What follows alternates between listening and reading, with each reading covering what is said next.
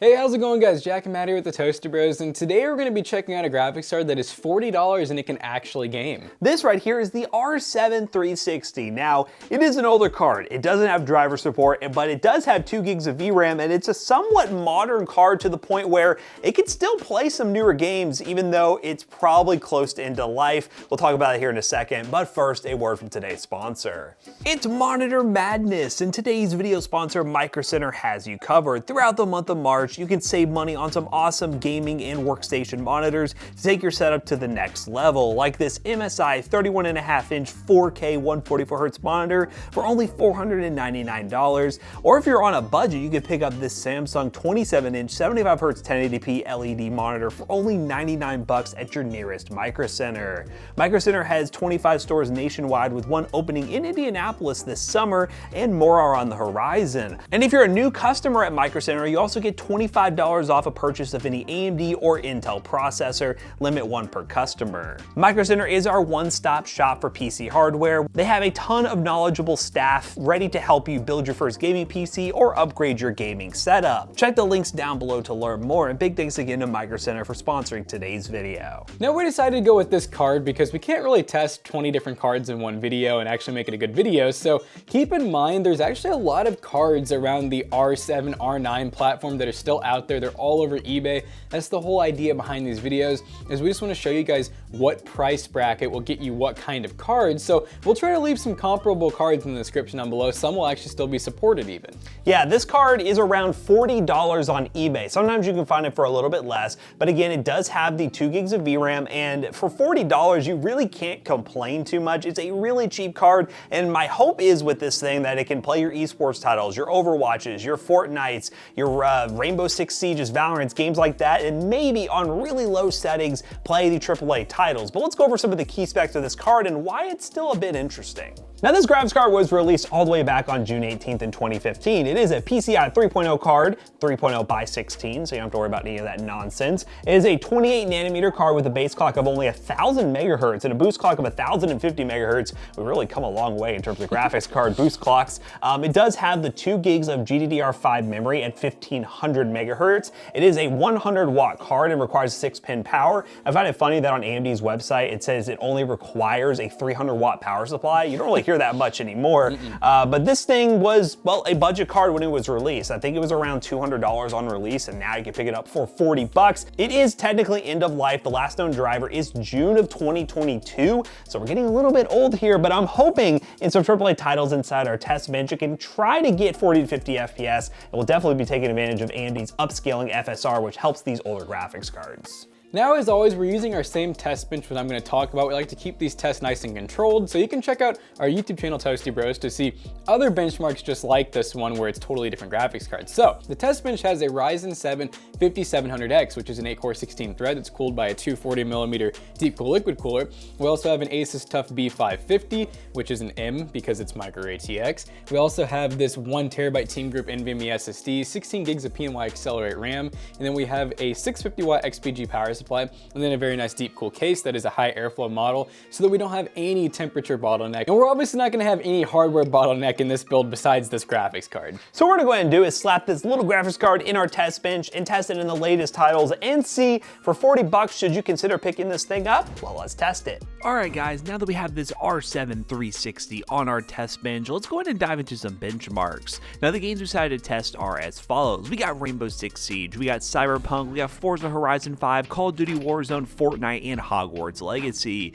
We're really putting this $40 GPU through a ringer of games. Now, one thing to mention with the R7 360 is it does not have driver support anymore, and when we're talking about cards well under $100, I kind of expect that, especially the R7 and R9 series. So if you're watching this video, let's say a year or two in the future, the performance might get worse in games that get regular updates. That's just something to keep in mind, but we're talking about a $40 GPU here. What is it capable of doing? Well, let's get into those benchmarks. Now, I decided to start the benchmark run with a game that I thought would be respectable for this, because for $40, I am only expecting like esports 60 FPS, 1080p low, maybe go 720p. So we started with Rainbow Six Siege, 1080p medium settings. We actually got a 78 FPS average.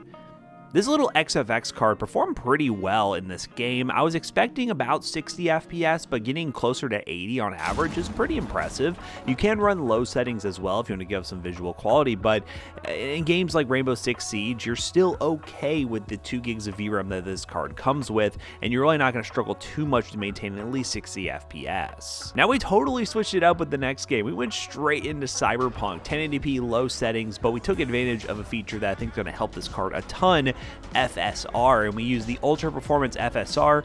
I will mention it looks absolutely awful, but we did get an average of 45 FPS, a minimum of 28, and a max of 61. If you're really desperate to play a game like Cyberpunk, yes, you can play it. 1080p, all low, ultra performance, you'll get a 30-ish FPS average.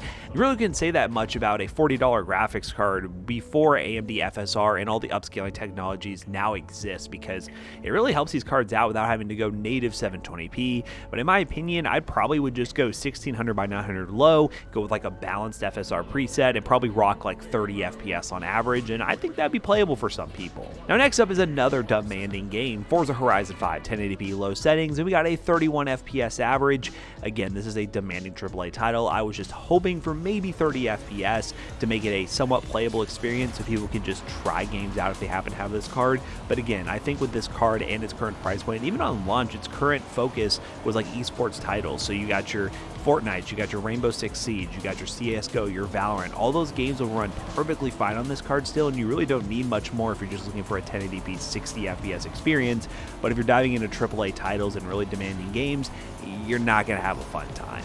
Now here's a game that I did not expect to run as well as it did. It wasn't great, but it did run. Call of Duty Warzone 2.0 1080p on the minimum preset with Performance FSR. We got 40 to 50 FPS, but the latencies were incredibly high. We're in like the 10 to 20 millisecond range, and it felt very laggy. It wasn't an overall great experience, but I was expecting a lot worse. I was expecting like 10 to 15 FPS, but getting 40 to 50 on these lower settings at 1080p, still pretty impressive. So if you're desperate enough, 720p with some FSR, I mean, you'll be able to play Warzone at close to 60 FPS, even though I would not recommend that. Again, for a $40 graphics card, this is not the game I would even consider playing on, but it is technically playable. Now here's a game that I think would make sense for this graphics card, good old Fortnite. Now in Fortnite, we ended up running DX12, and we had the lower performance scaling option enabled, so we could actually, well, benefit from some upscaling here. And as you can see on screen with some of the settings, we were pretty much rocking like low settings for the most part,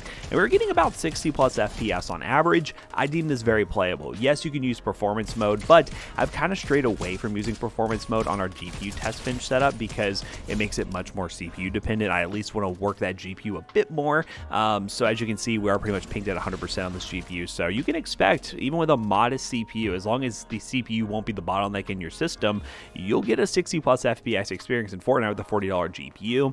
Now, if you're asking me what I would pair with this GPU, this is a really good GPU for a newer Optiplex build, something with like a 6th Gen i7, 7th Gen i7, 6th Gen i5, or 7th Gen i5, and you could slap this thing in and it only requires a 6-pin power. This would be a good alternative to something like an RX 460 if you can't find one in your area. The RX 460 2 gig, the OEM version, is definitely a better buy overall, especially because it's close to the same price, but sometimes you might not be able to find that card. So this R7 might be a good option, but do keep in mind the 460 does also get driver support, so it's a little hit or miss here. This card is an interesting card at $40. And the last game we decided to test was Hogwarts Legacy, 1080p low FSR performance mode, and we got 40 to 50 FPS. Hogwarts Legacy is actually playable on this little graphics card. I didn't expect that at all, but it does look like what the Nintendo Switch is going to look like when Hogwarts Legacy comes out on it, if I'm being perfectly honest with you. Now overall, the R7 360 is an interesting card. They go on average for about $35 to $40, but for about $10 more, you can step up to the RX 460, one of those OEM red cards that we've used a ton here on the channel.